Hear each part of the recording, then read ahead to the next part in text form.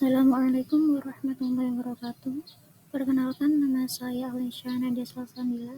Saya akan menerangkan sedikit tentang proses terbentuknya janin dalam Islam dan teratogen dalam budaya Jawa. Proses terbentuknya janin terbagi menjadi 4 tahap, yaitu nutfah, alaqah, mudghah, izam, dan laham.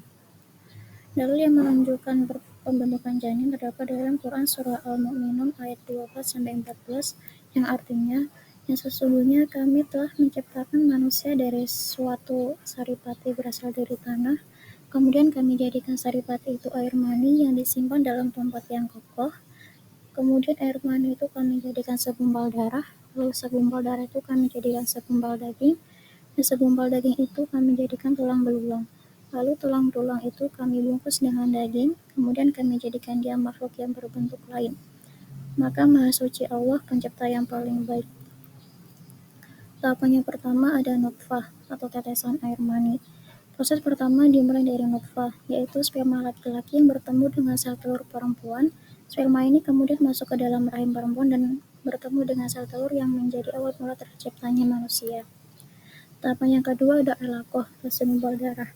Setelah pembuahan terjadi, nutfah berubah menjadi alaqah yang artinya segumpal darah. Tahap ini menunjukkan embrio yang menempel pada dinding rahim yang berfungsi seperti lintah, menyerap nutrisi dari ibu. Tahap yang ketiga ada mudghah atau segumpal daging.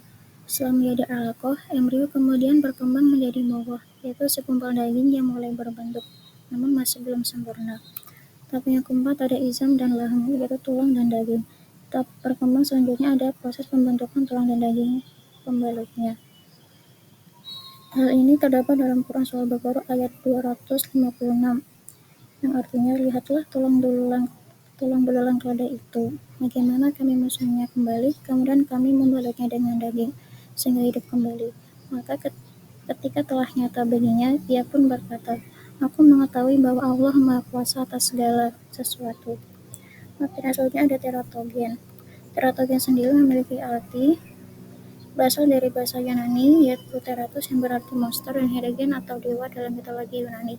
Teratogen merupakan bahan kimia yang jika terpapar pada wanita dalam keadaan hamil, maka dapat menyebabkan cacat fisik atau fungsional pada embrio atau janin manusia. Apa kaitannya teratogen dengan budaya Jawa? Kaitan antara teratogen dan budaya Jawa mencakup pemahaman tentang pengaruh lingkungan dan praktik kesehatan tradisional terhadap perkembangan janin. Teratogen dalam budaya Jawa merujuk pada bagaimana hal yang dapat menyebabkan kelainan atau cacat lahir pada janin. Beberapa kepercayaan dalam budaya Jawa. Yang pertama ada pantangan dan larangan. Ibu hamil di masyarakat Jawa sering diberi nasihat untuk menghindari hal-hal tertentu yang dianggap sangat mempengaruhi perkembangan janin. Contohnya, tidak boleh membunuh binatang. Pantangan ini berlaku untuk ibu hamil dan suaminya. Tindakan membunuh binatang dipercaya dapat menyebabkan bayi lahir dengan cacat fisik atau mental. Contoh yang selanjutnya ada menghindari makanan tertentu. Beberapa makanan seperti nanas, durian, dan pisang ambon dianggap berbahaya bagi janin. Konsumsi makanan ini dipercaya dapat menyebabkan keguguran atau masalah kesehatan lainnya.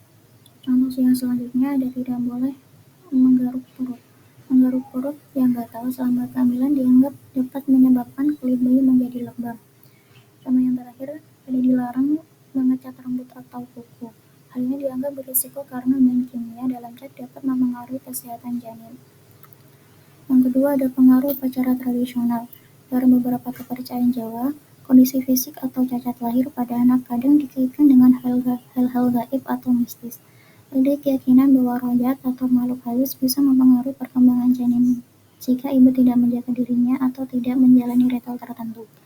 Salah satu upacara tradisional yang sering dilakukan adalah selamatan mitoni atau 7 bulanan.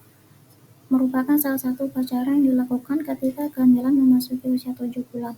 Upacara ini bertujuan untuk memohon keselamatan ibu dan janin, menghindari hal-hal buruk termasuk kelainan lahir yang dalam teratologi mungkin disebabkan oleh teratogen. Yang ketiga ada penggunaan herbal tradisional.